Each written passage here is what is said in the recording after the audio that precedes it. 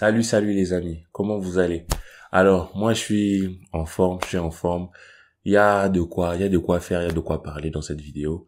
Alors, l'avant-match de notre dernier grand rendez-vous avec des champions, je dis que c'est le dernier même si on va affronter le Bayern parce que avec ce match, on se qualifie. Avec ce match, on est sûr d'être qualifié et on peut aborder le reste avec à tête reposée parce qu'en ce moment, on est un peu sous tension. On avait un peu peur de comment le Barça est en train de commencer en Ligue des Champions. Mais si on gagne ce match-là, si on a cette victoire-là contre Benfica, on peut penser à autre chose, on peut se projeter. Alors, on va voir ensemble quel serait le 11 de Xavi, comment, avec les blessés, avec l'impossibilité de faire certains choix que vous verrez, comment il peut transformer cette équipe-là, comment il peut utiliser ce qu'il a en main, en fait, pour nous apporter la victoire. Parce que aujourd'hui, mine de rien, on a encore des blessés et on peut pas vraiment attendre des choses XXL de Xavi, mais on a besoin de cette victoire. Alors, on verra ensemble comment il fera et je te donnerai, je te donnerai bien sûr pendant cette vidéo mon 11 idéal. Et pour cette fois-ci, j'ai modifié un peu la chose. Je présente différents 11 et je vous donne en fait je vous dis pourquoi je choisirai celui-là et pourquoi celui-ci et pourquoi je prendrai le dernier, ok? Alors, comme d'habitude, on commence la vidéo après le générique.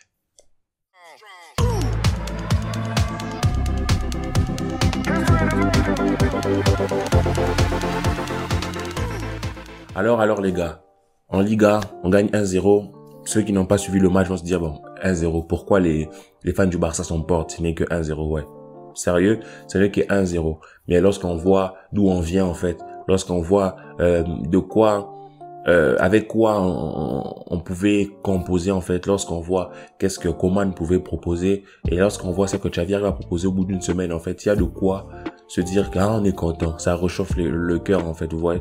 C'est comme si hier tu pouvais pas manger, aujourd'hui tu as un morceau de pain, certes. C'est pas du caviar, mais c'est un morceau de pain. C'est déjà bon, en fait. Ouais. Donc avant, c'était vraiment compliqué. On avait l'impression que parce qu'on n'a pas des joueurs prime, on pouvait pas faire plaisir aux supporters, aux fans. Mais maintenant, avec Xavi, j'ai vraiment eu l'impression que, malgré le fait qu'on n'avait pas des joueurs potentiellement ballon d'or là sur l'instant, il y avait moyen de faire plaisir aux fans. Il y avait moyen de donner de la fierté aux fans. Il y avait moyen de donner suffisamment d'espoir à un fan pour qu'il puisse débattre avec un autre fan à propos de son club, vous voyez. Et c'est quelque chose de très important. Maintenant, après la Liga, il y a notre grosse séance, c'est le match de demain, Ligue des Champions, contre Benfica. Alors ce match, il est important. Pourquoi? Comme je l'ai dit dans l'intro, parce que dès qu'on gagne ce match, on est qualifié, on peut se dire, ok, c'est bon, on va en vacances. Ok?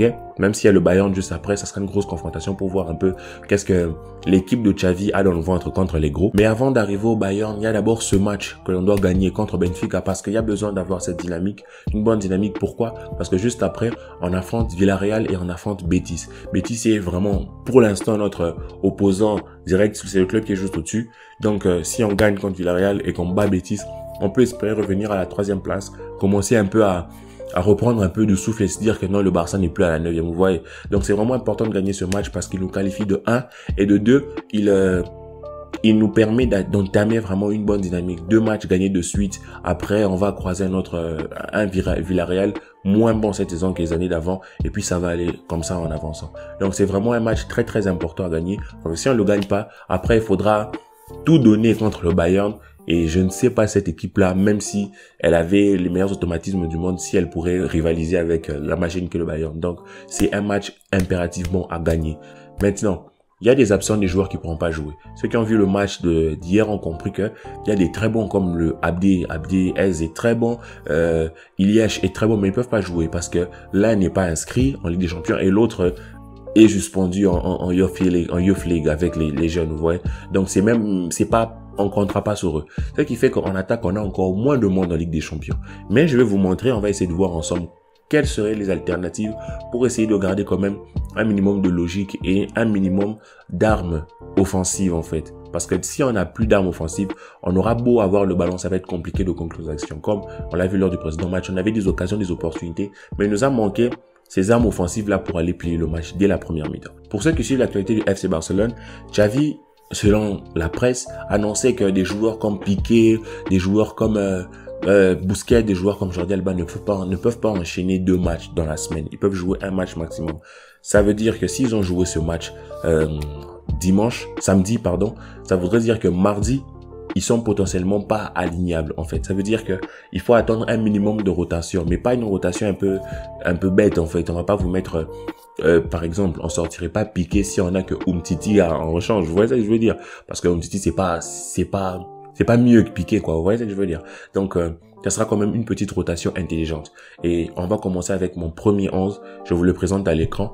Et comme vous pouvez le constater, moi je tends à donner priorité à Araujo pour remplacer Gérard Piqué, avec Ter Stegen au but normal, Araujo, Garcia, paire défensive, et Alba, Mingueza, et mettre Busquets, parce que je trouve Busquets était très fatigué, mais peut-être il a encore un peu de force pour jouer, pas un peu de force, mais peut-être qu'il a encore de la marge pour jouer ce match-là. Et je mettrai Gavi de Jong. Je ne mets pas Nico parce que il sort pas seulement fatigué, il sort un peu touché à la cheville. Donc je ne sais pas quelle est la gravité de la chose, le club n'a pas communiqué là-dessus, mais je pense qu'il faudrait pas le lancer comme ça, il faudrait le ménager pour qu'en seconde période qu'il essaye de revenir en fonction de comment sa cheville va en fait. Maintenant, en attaque, je mets Coutinho parce que je pense que on n'a pas trop de choix. Mettre Gavi sur cette aile-là, ça nous ferait qu'au milieu de terrain, on devra mettre par exemple un Ricky. Ce qui n'est pas mal. Mais ça fait que on a trop de joueurs à vocation milieu de terrain, en fait. On aurait un Gavi qui va jouer ailier et un Ricky qui viendra jouer comme un autre attaquant. Ok, c'est pas mal. Mais le problème, c'est que, certes, Gavi l'a fait lors du match précédent, mais on a vu que c'était pas un attaquant, quoi. Il peut se proposer, faire énormément de choses, mais ça va être compliqué pour qu'il puisse finir l'action. Il peut créer, dédoubler, tout ça, mais ça va être compliqué pour qu'il finisse l'action. Donc, moi, j'aimerais vraiment que pendant ces quelques jours, Xavi a eu le temps de reconfigurer un peu le cerveau de Coutinho pour lui dire, t'as pas besoin de faire 30 touches de balle parce que Memphis en fait déjà 45, t'as pas besoin d'en faire autant, tu as juste besoin de faire ton rôle, de faire ton taf, faire des passes, fais confiance à tes coéquipiers, et essaie d'organiser les choses, fais des passes, crée, tout ça, tout ce qui doit être fait par un joueur de la trempe de Coutinho doit être fait. Je trouve que il propose pas assez et il veut se reposer sur ses lauriers, des fois il veut faire des choses qu'il n'a peut-être plus la capacité de faire, qu'il n'a pas la capacité de faire en l'état des choses, dépassement des jambes, de toutes ces choses, il peut pas le faire. Donc, moi, je le mettrai là en fonction de comment Xavi le ressentirait mentalement, parce que je trouve que lorsqu'il est entré, il n'a pas fait un mauvais match, il a plutôt essayé d'apporter sa part, en fait. Il a essayé d'apporter sa part, essayer de construire, en fait, ce qu'il pouvait construire, vous voyez. Et de l'autre côté, sur l'autre côté du terrain, je mets Demir. Parce que j'aimerais bien le voir, j'aimerais que tout le monde soit dans la rotation. On l'a vu entrer en cours de match, j'aimerais bien le voir dans la rotation parce que je pense qu'il a vu que les Abdel sont passés devant lui, les Ilach sont passés devant lui. Donc ça devrait être une source de motivation. Et s'il n'a pas le mental pour considérer que ces jeunes-là, qui sont certains plus petits que lui, s'il n'a pas le mental pour considérer que ces jeunes-là lui sont passés dessus, donc c'est une raison de plus de charbonner en fait. Il doit tout simplement partir en fait. C'est vrai qu'il doit mûrir, mais ceux-là sont aussi jeunes et ils ont montré énormément de caractère et de maturité. Maintenant, lui, j'espère qu'il va pas jouer les fragiles et qu'il va entrer dans ce match avec toute la confiance qu'il devrait avoir en lui et en ses qualités, parce que je pense que c'est quand même un joueur qui peut nous apporter, surtout dans un match contre Benfica. C'est un match où forcément Benfica va chercher à marquer, chercher à avancer, donc ils laisseront bien des espaces derrière qui devront être exploités. Et devant, je mets Memphis Depay, il n'y a pas de doute. Ça, c'est mon premier 11 en fait. Et on pourrait varier cela. Comment?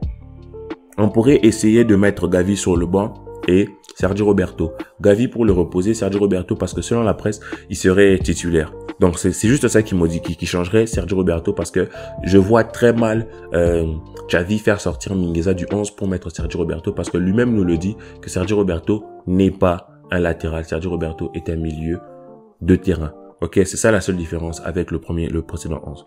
Maintenant, le troisième 11 que je vous propose, c'est sortir Busquets du 11 pour le reposer parce qu'il avait l'air très fatigué et mettre De Jong plutôt, Sergio Roberto et Gavi. Certes, ça va peut-être manquer de magie en fait au milieu de terrain, de création, de créativité, mais Sergio Roberto c'est un joueur qui peut se projeter et qui peut essayer de faire ces dédoublements là avec des mires, puisque Mingueza ne va peut-être pas le faire. Si Xavi décide de le reconduire encore comme troisième défenseur en 3-4-3 dans les phases offensives, il va peut-être pas le faire. Donc un joueur comme Sergio Roberto pourrait faire ce que Nico a fait lors du précédent match, c'est-à-dire essayer de dédoubler avec l'ailier. Donc vous voyez, donc Sergio Roberto c'est un joueur qui aime courir avec le ballon même s'il en fait pas grand-chose. Donc il pourrait toujours essayer de faire ce travail-là. Donc s'il y a de la vitesse des transmissions de balles, je pense que Sergio Roberto, certes, on s'en manque, mais c'est pas un lapin. Il a les capacités de faire une passe, deux passes, trois passes. Maintenant, il faudrait espérer que sur 5 passes, qu'il y en ait au moins 2 qui soient potables. Ok. Et la troisième alternative que moi je vous donnerais, c'est de sortir tout simplement Alba et de mettre Baldé pour essayer vraiment de respecter ce que Xavi aurait dit, ce qui veut dire pas de Piqué, pas de Busquets et pas de Alba. Si on met cette équipe-là, elle est constituée d'énormément de jeunes. Toute la défense, c'est que des jeunes. Notre milieu de terrain, 2 jeunes sur 3. Et en attaque, Demir jeune, Memphis confirmé, mais Coutinho un peu moins. Ça fait que cette équipe n'a pas forcément les armes, n'aura peut-être pas la solidité de résister à un Benfica qui peut nous torturer tout simplement avec leur fougue, leur énergie, ce côté revanchard, ce côté vouloir faire mal en fait. Et ils ont sûrement des jeunes qui eux n'auront pas froid en fait, parce que j'ai souvent l'impression que quand les petites équipes jouent contre le Barça, c'est comme s'ils se disent ben on s'en fout, on peut leur marcher dessus.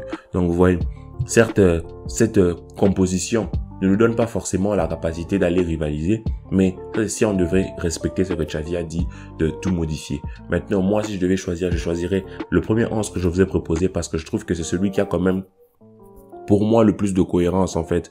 C'est celui qui a, pour moi, le plus de chances de réussir parce que si on a ce Busquets-là et s'il arrive à bien faire son travail, il va pas prendre l'eau en début de match. Limite, il pourrait être remplacé à la mi-temps pour peut-être un Nico ou un Busquets, un Roberto qui rentre et un De Jong qui repasse en 6. Ça serait très intéressant à voir et Mingueza n'aura plus besoin de rester en 3e défenseur parce que De Jong pourra rester là, il pourrait être comme le 3e défenseur et devenir en même temps le relanceur. Vous voyez? Donc, il y a vraiment de quoi faire, pas forcément pour infliger une raclée à Benfica, mais pour proposer avoir une opposition en fait, proposer une opposition et pouvoir marquer 1 ou 2 buts parce que je pense qu'on risque d'en encaisser quelques-uns. Maintenant, il faut réfléchir pour comment aller mettre ces buts-là. Parce qu'au milieu de terrain, ça va. Défense, ça va. Ce qui nous dérange vraiment en ce moment, c'est les blessés au niveau de l'attaque. Donc, il faudrait essayer de composer avec. Dest est de retour dans l'entraînement, mais je pense pas qu'il pourra être remis tout de suite dans le match. Peut-être entrera-t-il en cours de jeu, mais moi, je vous propose cette vision-là de ce match. Alors, dites-moi en commentaire ce que vous préférez voir, ce que vous espérez de ce match. Et je vous souhaite bien sûr la santé. Et j'espère que lorsqu'on se reverra, ça sera pour parler d'un Barça qui aura gagné. Parce que c'est ce dont on a besoin, ce dont vous avez besoin. Et moi aussi. Je te rappelle juste de partager, de t'abonner, de liker. Si tu m'as suivi jusqu'ici, force à toi. Merci. C'est génial. Tu es vraiment parmi les meilleurs, parmi ceux qui me suivent. Le mieux, si je peux le dire. Alors, juste une petite chose que tu peux faire pour moi, c'est liker, t'abonner, partager et essayer de faire grandir la communauté. Parce que demain, si je me retrouve avec 1 million d'abonnés, ça ne sera pas moi qui ai ces 1 million d'abonnés. Ça sera ces 1 million d'abonnés qui m'ont moi. Parce que tout ce que je fais, c'est pour vous. On se retrouve pour le débrief. Ciao la famille. On swipe de quel côté? Là ou là? Là ou là? Là.